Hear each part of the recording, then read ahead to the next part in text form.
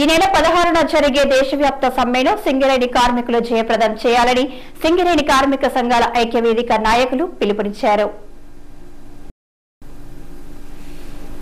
ఈ మేరకు శనివారం ఉదయం గోదావరిఖని ప్రెస్ క్లబ్ లో ఏర్పాటు చేసిన మీడియా సమావేశంలో ఐక్యవేదిక నాయకులు రియాజ్ అహ్మద్, ఐ కృష్ణ, పెద్దపల్లి సత్యనారాయణ, కె విశ్వనాథ్ మాట్లాడుతూ సింగరేణిలోని 7 కార్మిక సంఘాలతో ఏర్పాటైన ఐక్యవేదిక ఆధ్వర్యంలో యాజమాన్యానికి ఉమ్మడి సమ్మె నోటీసును కూడా సమర్పించినట్లు చెప్పారు.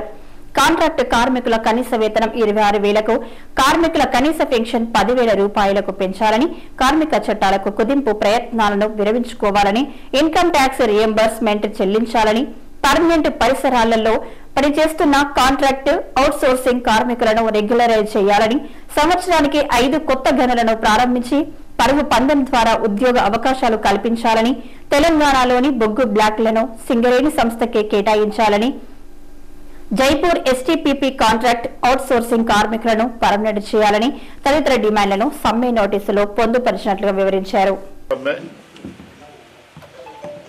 కార్మికుల సమ్మె, గ్రామీణ బంద్,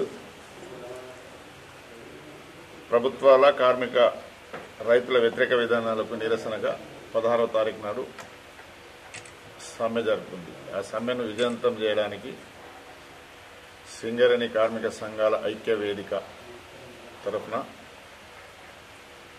మేము 7 సంఘాల తరఫున స్ట్రైక్ నోటీస్ ఇవ్వడం జరిగింది మేనేజ్మెంట్కి. 16 తారీఖు నాడు సమ్మె. ప్రతి ఒక్కరు సమ్మెలో పాల్గొనే రైతు సంఘాలు కానీ, రైతులు కానీ, కార్మికులు కానీ, కాంట్రాక్ట్ కార్మికులు కానీ అందరూ సమ్మెలో పాల్గొని సమ్మెను విజయవంతం చేసి నిరసన తెలపవలసిన బాధ్యత ఉంది. ప్రధానమైన demand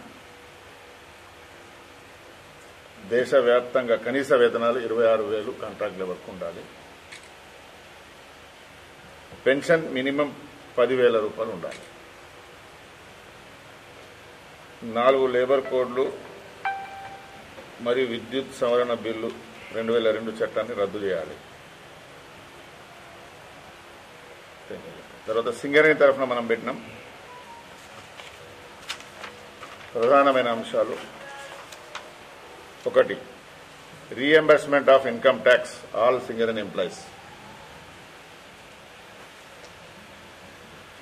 2. Regularization of outsourcing public contract workers. ఎవరికైతే 190, 240 మస్టర్స్ నిండిన mines and departments open cast వాళ్లకు రెగ్యులరైజ్ చేయాలి. ఎందుకంటే రాష్ట్ర ప్రభుత్వం గతంలో జన్కోటనా స్కూల్లో రెగ్యులరైజ్ చేసింది, సింగరేణిలోనే చేయలే. 90లో చేసిన అన్ని కార్మిక సంఘాలం కలిసి పోరాటం చేసి రెగ్యులరైజ్ చేసినప్పుడు 3,000 మందికి. అప్పటి నుండి కాంట్రాక్ట్ లేబర్ పర్మనెంట్ స్థలాల్లో పనిచేస్తున్నారు. వాస్తవానికి సింగరేణి కంపెనీ కోల్ ఇండస్ట్రీకి కాంట్రాక్ట్ లేబర్ చట్టం లేదు.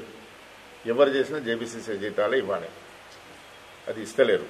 ప్రభుత్వాల ఒత్తిడి, గెలిచిన సంఘాల చాతగానితనం, అమ్ముడుపోయే విధానంతో కాంట్రాక్ట్ లేబర్లు పనిచేస్తున్నారు. పర్మనెంట్ కార్మికులు అంటే ఎక్కువ మంది వాళ్ళే పనిచేస్తున్నారు, వాళ్ళతో లాభాలు వస్తున్నాయి. తర్వాత పేమెంట్ ఆఫ్ పిఎల్ఆర్. డైరెక్టర్లే మాటిమాటికి చెప్తున్నారు కాంట్రాక్ట్ లేబర్ తోటే ప్రొడక్షన్ వస్తుంది, లాభాలు వస్తున్నాయి అన్నప్పుడు వాళ్ళకు లాభాల వాటాలో ఎందుకు పార్టిసిపేట్ చేయరు? లాభాల వాట ఇవ్వాలి.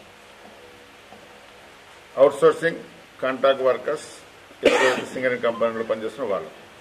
తర్వాత ప్రధానమైన అన్ఎంప్లాయీస్ ప్రాబ్లం సాల్వ్ చేయడానికి సింగరేణిలో ఒకటే ఒక మార్గం. తెలంగాణ రాష్ట్రంలో సంవత్సరానికి 5 కొత్త బాయిలు ఓపెన్ చేయాలి, పరుగు పందెం ద్వారా ఉద్యోగాలు ఇవ్వాలి. ఆనాడు జీపీ రావు గారు ఇచ్చినట్టు అప్పటి ఉద్యోగాలు ఇప్పటిదాకా కొనసాగుతుంది. రేపు 35,000 మందికి పరుగు పందెం ద్వారా. కానీ అండర్గ్రౌండ్లో పనిచేయడానికి ఏ చదువు అవసరం లేదు, ఏ క్వాలిఫికేషన్ అవసరం లేదు. ఎక్కడ కూడా జేబీసీసీలో కూడా ఎక్కడ ఈ పనికి లేదు. క్లర్క్లకు, మైనింగ్ సర్దార్లకు, సాఫ్ట్వేర్లకు, స్టాట్యుటరీ పోస్టులకి క్వాలిఫికేషన్, కానీ మిగతా పనులకు క్వాలిఫికేషన్తో సంబంధం లేదు. కష్టపడే వాళ్ళకి ఉద్యోగాలు ఇవ్వాలి పరుగు పందెం ద్వారా. సంవత్సరానికి 5 బాయిలు కొత్తగా ఓపెన్ చేస్తే 5 మూల 15,000 మందికి ఉద్యోగాలు సింగరేణిలో వస్తాయి. భారతీయ జనతా పార్టీ మోడీ ప్రధానమంత్రిగా కేంద్రంలో అధికారంలోకి వచ్చినాక 9.5 సంవత్సరాల్లో ప్రభుత్వ రంగ పరిశ్రమలన్నింటినీ కూడా ప్రైవేట్ పరం చేయడం జరిగింది. ప్రైవేట్ పరిశ్రమలకే పరిమితం కాకుండా ఇవాళ నూతన వ్యవసాయ విధానం బిల్లు తీసుకొచ్చి మొత్తం వ్యవసాయ రంగాన్ని కూడా సంక్షోభం వైపు మళ్లించేటువంటి ఒక పరిస్థితి. వ్యవసాయాన్ని అంతా కూడా ఇవాళ బడా పెట్టుబడిదారులైనటువంటి కార్పొరేట్ శక్తులకు ఇవ్వడానికి ఒక పెద్ద ప్రయత్నం మోడీ తీసుకొచ్చిండు. దీనికి నిరసనగా హర్యానా, పంజాబ్ రైతులు 2019 నుంచి 2021 వరకు కూడా ఢిల్లీ నడిబొడ్డులో లక్షలాది మంది అక్కడే కుటుంబాలతో సహా ఉంచి తమ నిరసనను తెలియజేసి దేశాన్ని ప్రతిష్టంభ చేసిన తర్వాత చర్చలు జరిగినాయి. ఆ చర్చల్లో అనేకం ఒప్పుకున్నారు, కానీ వాటిని ఉల్లంఘించారు. ఇవాళ రైతాంగానికి మద్దతు ధర కావాలి, రైతాంగానికి ఏదైతే ఎరువులు సబ్సిడీ మీద ఇవ్వాలి, ఏదైతే నకిలీ మందుల్ని నిలుపుదల చేయాలి, రైతుకు ఇచ్చినటువంటి రుణమాఫీలన్నింటినీ కూడా మాఫీ చేయాలి. దీని మీద 500 రైతు సంఘాలు సమావేశమై సంయుక్త కిసాన్ మోర్చా అనేటువంటిది ఏర్పాటు చేసుకున్నారు. వాళ్ళు ఫిబ్రవరి 16న గ్రామీణ బంద్కు పిలుపునిచ్చారు. మొత్తం భారతదేశంలో ఉన్నటువంటి గ్రామాలని, వ్యవసాయాన్ని బంద్ పెట్టాలని. అదే రోజున ఆ సమ్మెకు సాంఘీభావంగా దేశంలో ఉన్నటువంటి ట్రేడ్ యూనియన్లు, ఫెడరేషన్స్, ఇతర పౌర ప్రజా సంఘాలన్నిటి కూడా పూర్తి మద్దతు ప్రకటించినాయి. కార్మికులు, ప్రజలందరూ కూడా సమ్మెకు మద్దతు, సమ్మెలో పాల్గొని సమ్మెను విజయవంతం చేయాలని చెప్పేసి కోరుతా ఉన్నాం. ఏదైతే ప్రధానంగా మిత్రులు చెప్పారో, కేంద్రంలో బీజేపీ అధికారంలోకి వచ్చిన తర్వాత పూర్తిగా కార్మిక సంఘాలను, కార్మిక వర్గాన్ని నిర్వీర్యం చేసింది. చాలా వరకు పబ్లిక్ సెక్టర్ కానీ ప్రైవేట్ సెక్టర్ అన్నింటినీ కూడా, పబ్లిక్ సెక్టర్ అన్నింటినీ కూడా ప్రైవేట్ పరం చేస్తూ కార్మిక వర్గాన్ని పూర్తిగా ప్రైవేటు పరం వైపు నెట్టివేయడం జరిగింది. విశాఖ ఉక్కు అయితేనేమి, ఎల్ఐసి అయితేనేమి, అదేవిధంగా టెలికాం సెక్షన్ అయితేనేమి, ప్రతిదాన్ని కూడా, రైల్వే అయితేనేమి, ప్రతిదాన్ని కూడా ప్రైవేటు పరం చేస్తూ ఇవాళ తన అనుకూలమైన వర్గాలకు కట్టబెడుతూ కార్మిక వర్గాన్ని నిర్వీర్యం చేస్తూ ఇలా పబ్బం గడుపుకుంటా ఉన్నది. అటువంటి ప్రభుత్వానికి బుద్ధి చెప్పాలంటే అదేవిధంగా వ్యవసాయ కార్మికులకు కూడా ఇలా గిట్టుబాటు ధర లేదు. చాలామంది రైతులు ఆత్మహత్య చేసుకుంటా ఉన్నారు. పండిన పంటకు రేటు లేదు. పండిద్దామంటే అత్యధికంగా ధరలు పిండి బస్తాలకు కానీ పెట్టుబడి కానీ బాగా అధికం అయిపోయినాయి.